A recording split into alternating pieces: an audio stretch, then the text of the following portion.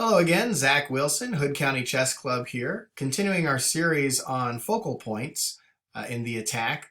In previous videos, we looked at the squares h7 and g7 as the focal point of our attack. Today we're going to look at f7. What's unique about f7 is that in the opening of the game, f7 is only protected by the king. So if you look at all of the other pawns, here on a7, we're protected by a rook. On b7, protected by a bishop. c7 has protection by the queen. What's wonderful about the center pawns is that they have 4 protectors, both the king and the queen, plus their neighboring bishop and their knight. So that makes them incredibly strong, by the bishop and by the rook.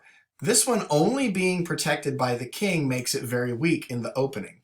And so we can see with the Italian game that the initial move bishop to c4 is simply because it's targeting the weak f7 square. And what we want to notice is that the knight can easily hop into g5 and also attack the f7 square.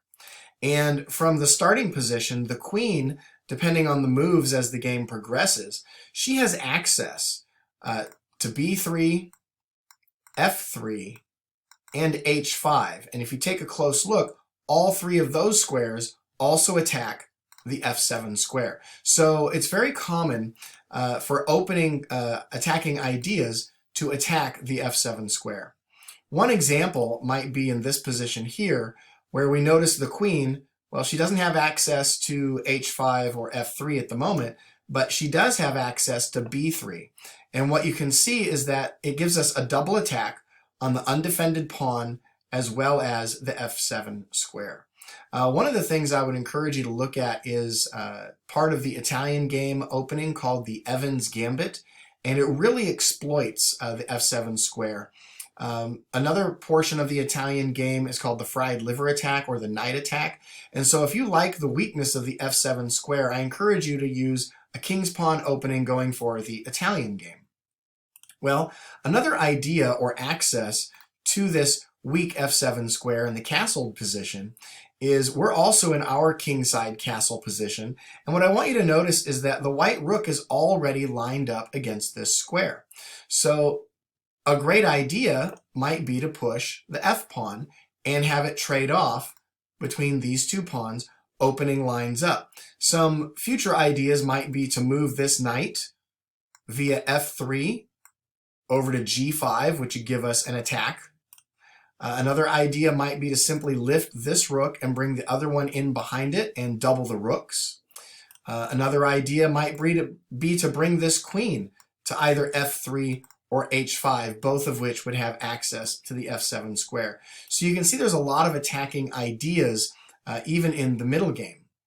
One of the common themes is whenever you've got your bishop on c4 or b3 attacking down this long diagonal towards f7, the knight that starts on g1, its first natural move to f3, can easily jump into g5, giving an extra hand against f7.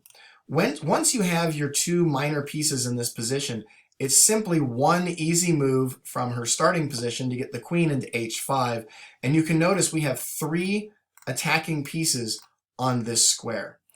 The other nice thing is that we have a secondary focal point, which we talked about in a previous video, where the queen could simply attack h7, supported by the knight for checkmate.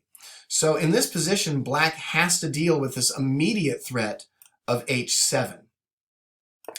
By stopping that attack, now white can look at his primary focal point where he's already positioned all of his pieces against f7, which we're talking about today. So when the knight comes in, what we see here is it's set up a beautiful discovered check. And we have 2 options. This knight could either capture the queen, or it could jump into h6, giving us a double check against the king. So what's black to do here? Now, a common move might be, naturally looking, to simply pin this knight against the undefended queen. The problem is, as we mentioned earlier, is that white has the double check available. And with a double check, the only defense is for the king to move. Now it doesn't matter which square this king moves to, but we'll go ahead and move it into its best position, I suppose, h7, trying to stay out of the corner. This leads us to another discovered attack. The knight can move, blocking access from this queen and revealing the check from the queen. The only square the king has to run to is back to where he started, and then we have checkmate. So it shows here that this is a very powerful attack. So what else could black do here? Well, what if black simply wants to run away with the king?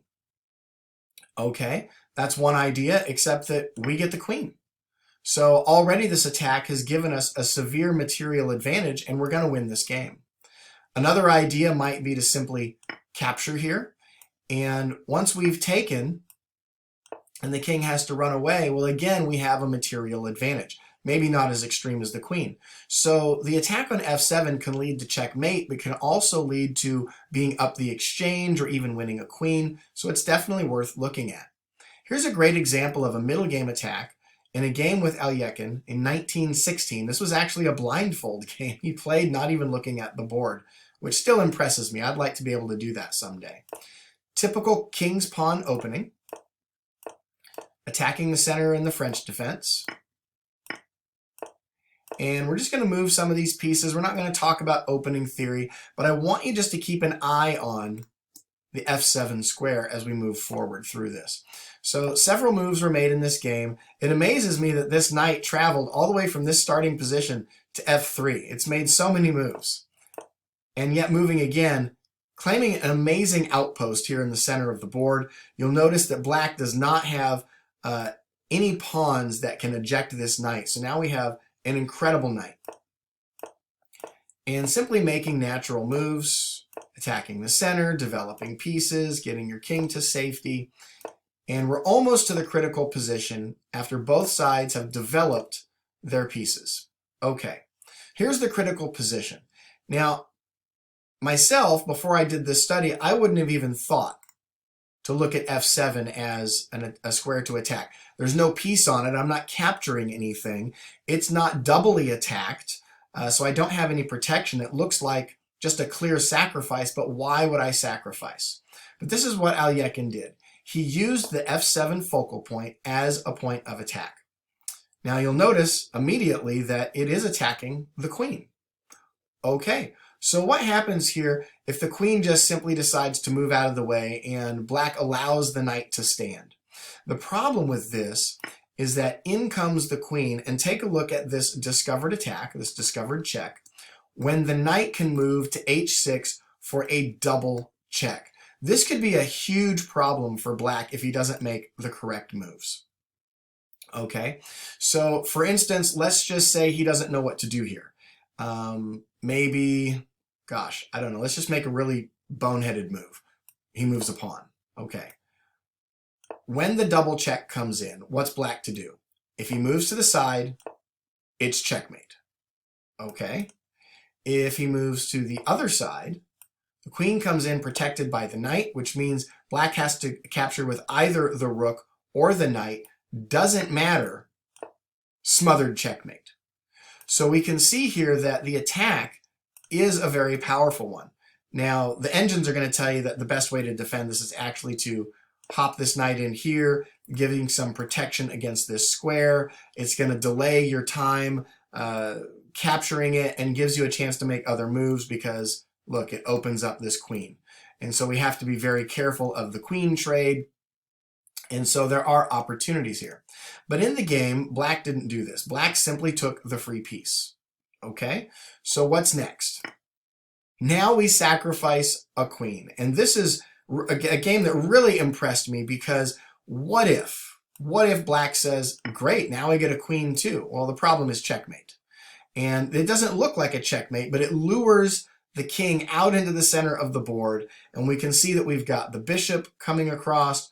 We've got the pawns, we've got all of his pieces surrounding him, and we've got the knight taking away the runaway square and checkmating.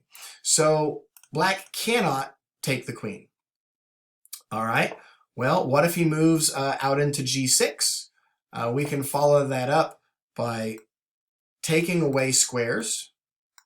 You can see all these squares are taken away, and then there's nothing black can do to prevent the checkmate. All right, so then what's our other option? Black could simply move back into f8, and then we can bring our knight in, and we're threatening checkmate on the next move, and there's nothing here that black can do to save the game. And so, wow, let's just back that up a minute. This all started because Alekhine saw the focal point of f7 and was willing to sacrifice the knight. That leads to so many variations of checkmate. This is the style of play that I aspire to, and I hope that you do as well. Remember, you are what you repeat. I encourage you to go back and watch this video again, study this game, and see the opportunities for the attacks on f7 in the opening and the middle game, as well as the end game. Practice this with a friend until you see this presenting itself in your next game. Thanks for watching. Zach Wilson, Hood County Chess Club.